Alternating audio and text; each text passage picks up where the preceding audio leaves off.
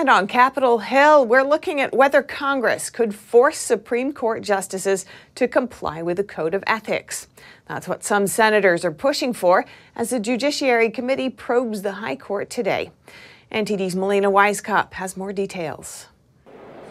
A group of senators, mainly Democrats, although there was Republican Senator Lisa Murkowski and Independent Senator Angus King in support of this. They're pushing to impose a code of ethics for Supreme Court justices. This is in the wake of reports of Justice Clarence Thomas participating in luxury vacations and engaging in a real estate deal with a top GOP donor. To that point, Senator Ted Cruz tells me he feels this is a personal attack on conservative Justice Thomas rather than a genuine effort to ensure ethics. Watch.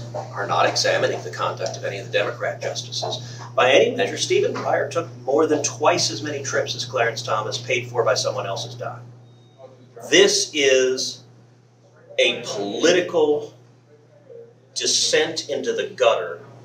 And while some say taking this action is a violation of the separation of powers, Democrats argue that the Supreme Court has proven time and time again that it cannot adequately govern itself, thus forced action by Congress is needed. But there is no room to debate that the Supreme Court has the weakest ethics rules in federal government. Until there is an honest ethics process at the Supreme Court, these messes will continue. The court has conclusively proven that it cannot police itself. The issue remains, shouldn't the Supreme Court have a code of ethics? That's it. That's the issue.